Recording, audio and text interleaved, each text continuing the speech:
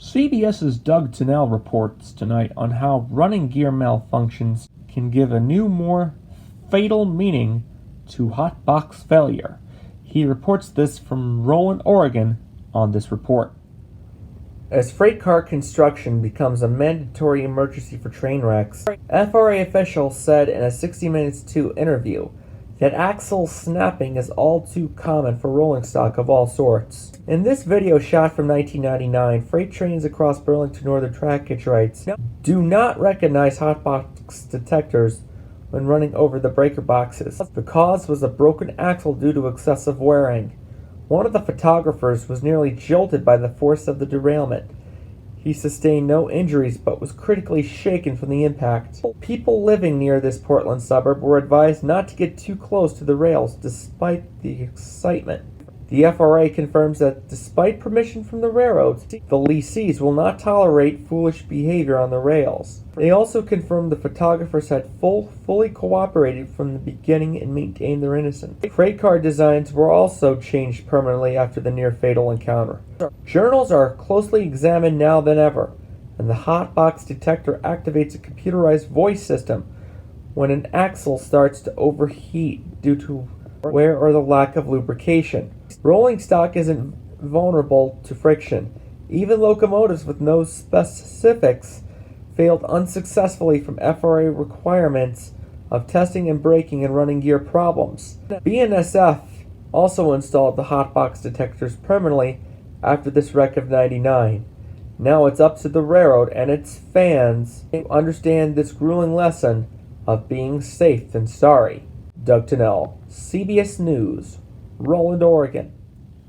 More and more information about the head-on collision at Hershey, Nebraska has been released, and many rail fans are angry about the betrayal of policies and protocols.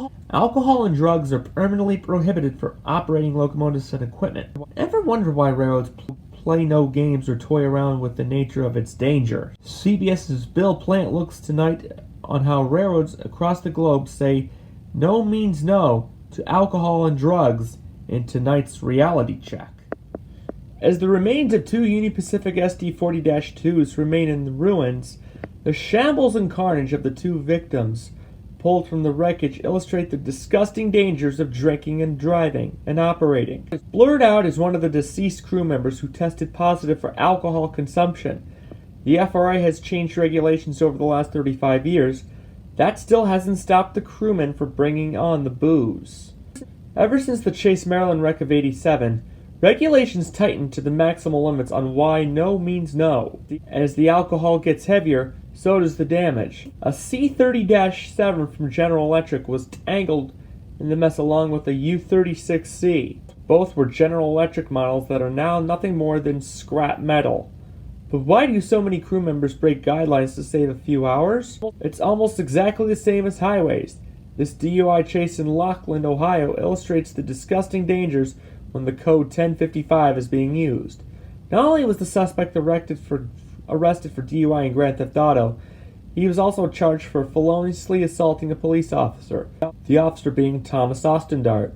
The carnage from drinking in an automobile is way less greater than in a 4 or 6 axle locomotive. The answer? Gravity.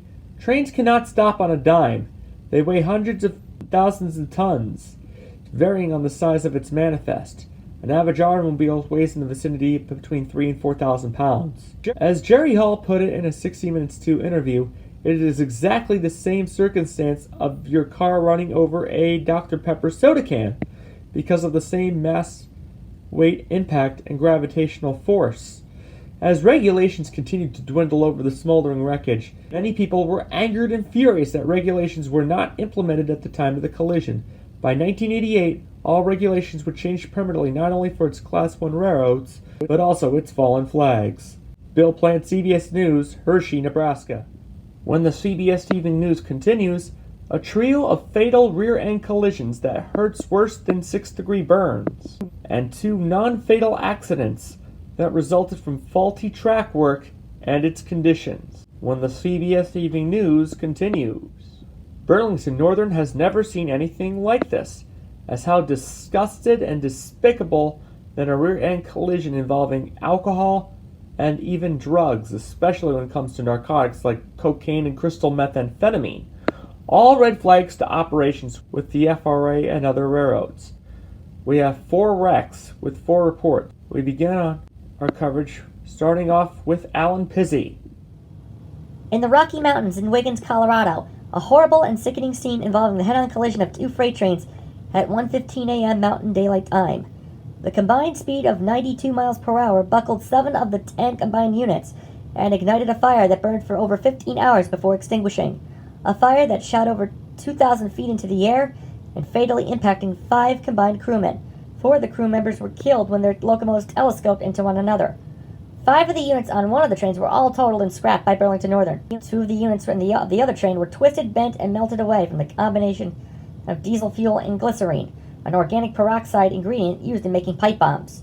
The NTSB confirmed that the engineer on the westbound had 15 times the legal limit for alcohol consumption.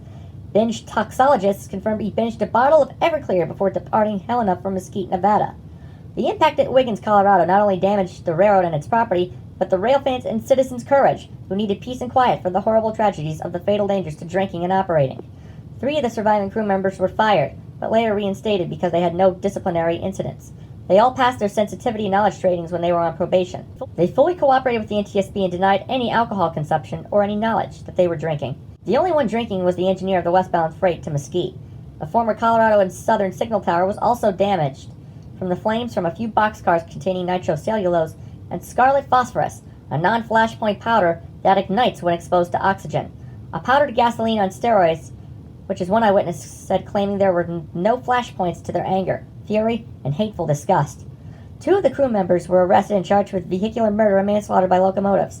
Because they crossed state lines from Montana to South Dakota, and all the way from Nebraska, Kansas, on to Colorado, they were convicted by federal jurors and sentenced to life and an additional 25 years in federal prison. A permanent warning from the final sayings when the phrase no means no. Alan Pizzi, CBS News, Wiggins, Colorado.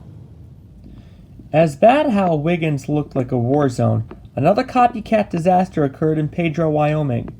3 trains collided in a head-on and rear-end collisions. 12 of the units were instantly scrapped after the bodies of the locomotives were recovered and melted down.